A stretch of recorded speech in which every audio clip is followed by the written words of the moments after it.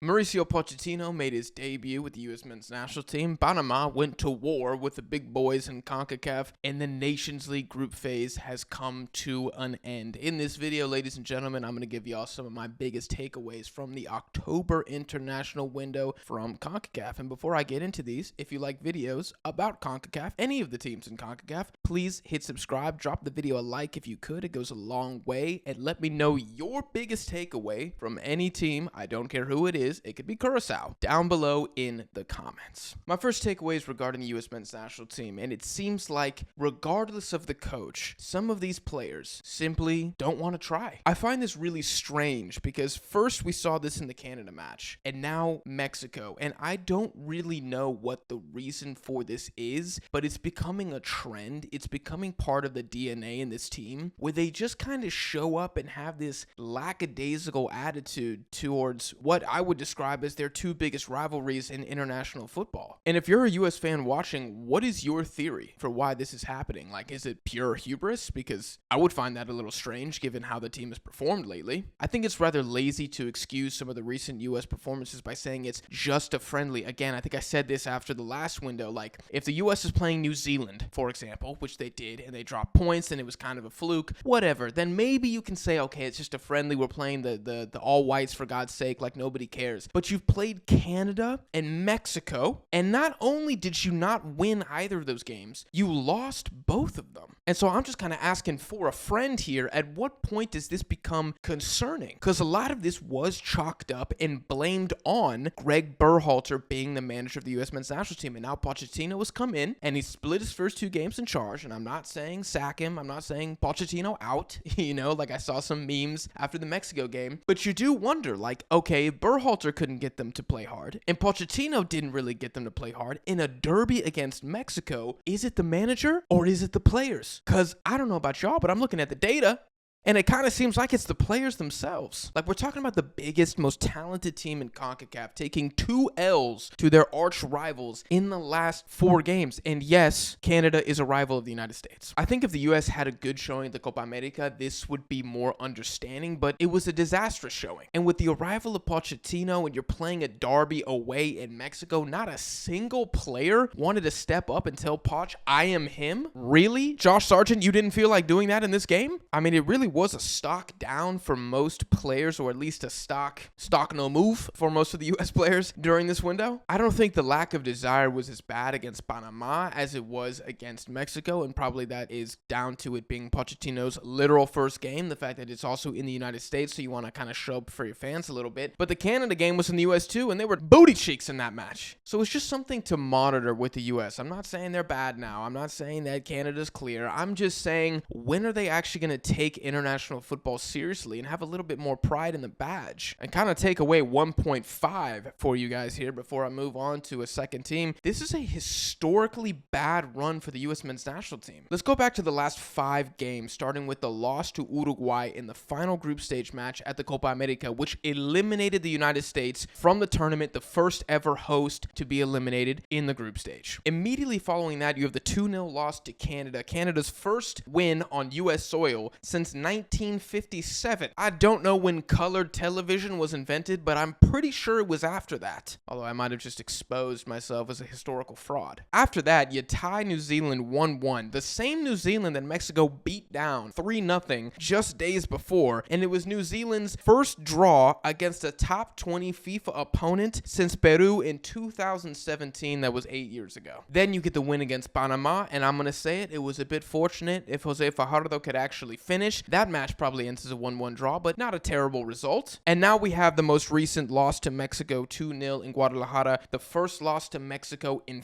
5 years. So we can throw as much context, as many excuses as we want. This is not a good moment for the U.S. Plenty of opportunity to turn it around, and if they go on to win the next Nations League, nobody will care. But I'm just saying, just circle this narrative just for a second. You can erase it later. Don't do it in permanent marker. The second takeaway is that the Nations League quarterfinals, which have now been set, look oddly familiar. Let's go through these fixtures one by one. Panama versus Costa Rica, United States versus Jamaica, Canada versus Suriname, and Mexico versus Honduras. Where have I seen some of these fixtures before? By the way, hit subscribe for future videos about the Nations League. I'm going to be going live for several of these games, and of course, we'll do a prediction and analysis of every single match. Who says Deadball TV ain't flooding YouTube with footy content? Now, we do have one new face in the quarterfinals of the Nations League. You might have noticed Suriname have replaced Trinidad and Tobago as one of the 8 finalists. Now, if you look at Suriname, at least on paper, they're a pretty stacked team, but I just haven't really seen the results from them yet, although I am very happy that we get a fresh face in CONCACAF. Like, this region gets a little old sometimes. They did draw Costa Rica 1-1 at home. Everybody was telling me that Costa Rica got very lucky. I would know. I didn't watch. They lost to Guadalupe 1-0 away, so that's not a great result, but then again, Guadalupe are kind of dogs, and they absolutely spanked Guyana 5-1 in the last group game, which had them leapfrog Guatemala and be in the quarterfinals to begin with. Overall, are there potential upsets here from these Nations League quarterfinals? You guys let me know in the comments what the most likely upset is, because I don't really know. I kind of feel like this is going to be extremely straightforward, and we are going to have literally the exact same semifinals that we did from the 2024 Nations League. But that's me. I'm just a hater. While I don't think there's potential for many upsets, I do think it's kind of cool that we're going to get several potential revenge arcs in this edition of the quarterfinals. Namely, can Mexico not get embarrassed by Honduras away? Can Costa Rica somehow do something against Panama, who have just become their daddy recently? And will Jamaica stop being frauds? I mean, we're going to have to wait and see. The third takeaway is that Panama are good, and that might not be that surprising to those of you who know ball, but I continue to see way too much disrespect towards this national team online. I remember being furious after the Copa America when Panama beat the United States, and everybody was acting like it was the worst loss in United States history, completely ignoring the fact that Christensen has firmly molded Panama into the 4th best team in CONCACAF. And I don't think they get enough credit for being able to do what a lot of the other smaller teams don't do. I mean, we've only really seen Costa Rica ever able to maintain a level of, I'm not even going to say dominant, well, maybe dominance over the other teams in CONCACAF, but maintain a level of challenging to the traditional Big Two. Panama did lose 2-0 to the United States in the first game, but if you watched, you know that that was kind of a flattering result for the U.S. in Pochettino's debut. Like, if Jose Fajardo could actually score, if he puts away that tap in what was it, the 88th minute, this game is definitely ending in a 1-1 draw, and it's a great result. Against Canada, Panama was definitely overrun a little bit in the first half, but that's not that surprising when you look at the fact that Christensen rotated, I mean, literally the entire team except Bárcenas and Mosquera against a Canada A side. But in the second half, they really turned it up. And if you look at this window overall, Panama once again going, for the most part, band for band with the U.S. and Canada. I did think it was interesting that Christensen debuted the 3-4-3 formation. I gotta say, that Christian Martinez, Coco Carrasquilla midfield, it's kind of cooking. I would love to see them continue with this going forward. There's just one problem with Panama, or really two problems with Panama. But the first is they still do not have a 9. I think I've been saying this about Panama for the last 3 years, which is probably since the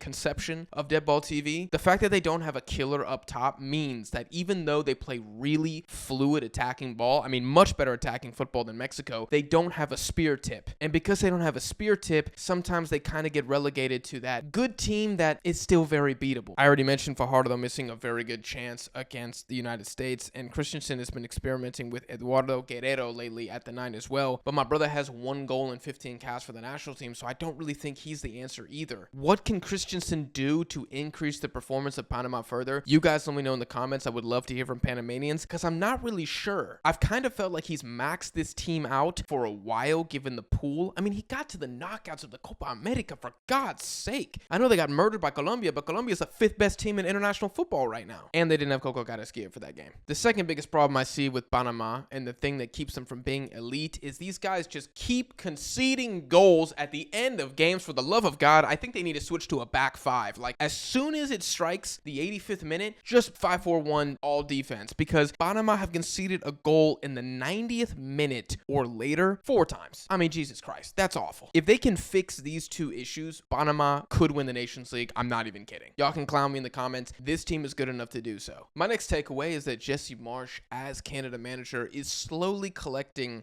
the CONCACAF Infinity Stones. He already has the blue one from beating the US 2-0. He kind of got half an Infinity Stone, half of the green one, by getting a draw against Mexico. He did play a B team in that game and still was able to at least not lose, but doesn't quite have that one yet. And I guess Panama would be either the red or white Infinity Stone, probably the white one because that's the jersey they wore. And now they got Suriname up next in the quarterfinals, and that should be a pretty comfortable, although exciting because of how Suriname play, fixture. And after beating Suriname, which I think Canada will do, Jesse Marsch will have the opportunity to not only collect the green Infinity Stone, but to do something that Canada has never done, which is win the Nations League. And I think how Marsch continues to set this team up, I think how this crop of players, their strengths and weaknesses, it truly is a match made in heaven, and they do have a very legitimate, maybe one of the best opportunities they've had to win the Nations League. Next, takeaway 4.5 is kind of a thank you for those of you who are still watching the video. I think it's time we say Moise Bombito is the best center back in CONCACAF. I'm ready to say that. There was one moment in this Panama match late in the second half. I think it was Fajardo. It could have been Murillo. Somebody is through on goal for Panama, and the recovery run from Bombito is nothing short of world class and ridiculous. He makes the challenge, gets up, and starts screaming in the face of the Canadian fans. I mean, he's got to be a fan favorite, and I thought the announcers were spot on when they said, yeah, my man just moved to Nice, but how much longer is he going to stay there? Like, the announcers were basically saying, Nice, enjoy Bombito while you have him because he's probably going to go somewhere else. And this man's ascension continues to be insane. Like, he's got a bigger and faster glow up than Cristiano Ronaldo. Like, it's ridiculous at this point. This comes after performances in the last window where he absolutely locked up a pretty in-form Folarin Balogun for the US. Like, if it's not Bombito, who is it? Let me know in the comments. Who are the other nominees? Who are the other challengers to him being the best CB in the region? Takeaway number 5, and I'm coming to the reggae boys for this one. Jamaica are still very underwhelming. There's really no other way for me to put it. If you watch the highlights of their 0-0 draw at home at Independence Park against Honduras, all you're going to see is saves from Andre Blake. Andre Blake was hands down the man of the window, man of the match in both games for Jamaica. And I can hear some reggae boys in the comments now, but Jack, they only needed a point to make it to the quarterfinals. They had to play it safe. That is so soft. 8 of the 11 players starting for Jamaica play in Europe. And they went out in this window against Honduras and who was it, Nicaragua, and they barely wanted to play ball. How are you going to have this much talent on this team? Mason Holgate's now in the back line, and you're going to bunker down against a Luis Palma-less Honduras at home? The Hondurans outshot Jamaica 13-5 at Independence Park. Before that, when Jamaica did beat Nicaragua 2-0, Nicaragua outshot Jamaica 17-7? Nicaragua?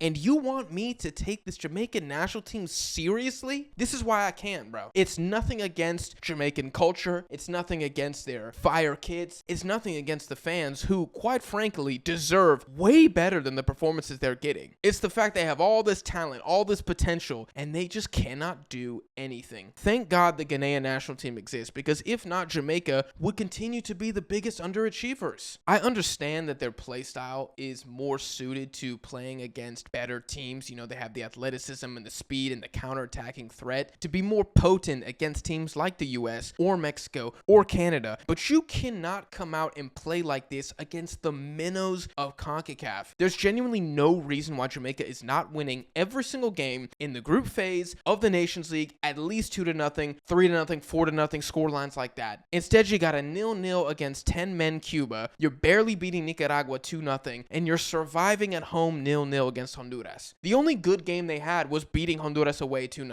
This is insane. On aggregate, Honduras outshot Jamaica in the 2 games 32-14? Nah, bro, that is diabolical. Like, how can I root for this type of ball? These guys don't know how to play ball, quite frankly. It's a small team mentality is what I see from Jamaica constantly. constantly. And that's why when we're talking about the quarterfinals of the Nations League, are they going to upset the United States? I cannot bank them to do so. And it pains me to say this because I really do think the Jamaican fans, with all the hype and excitement around the players, every time they get a new dual nat, it is exciting, it is promising, and then it just kind of flares out. I mean, even Damari Gray, who I was very excited after he debuted, last year, he's kind of been a little flat, bro, a little flaccid lately. You're not really doing anything for Jamaica, so it's just sad. It's just sad because I want Jamaica to be as good as Panama. I want Costa Rica to be as good as Panama. I want Honduras, Guatemala to be as good as Panama because I want the region to be as good as possible. And Jamaica are kind of the beacon of hope for CONCACAF and kind of what could be. They're the what if of CONCACAF. They continue to be the what if of CONCACAF, and it just makes me sad. But those are my takeaways, guys. That is the video. If you enjoyed, make sure you drop a like. Let me know your biggest takeaway from any team down below in the comments. What do you think about the rest of the teams from the Nations League group phase? Is there somebody I should have talked about that I didn't? Is there a takeaway I have that you disagree with? Let me know. Hit subscribe for more CONCACAF content. Again, we'll be back for the Nations League preview, prediction, analysis, all that good stuff. Check us out on social media. Links in the description. I'll see you guys in the next one.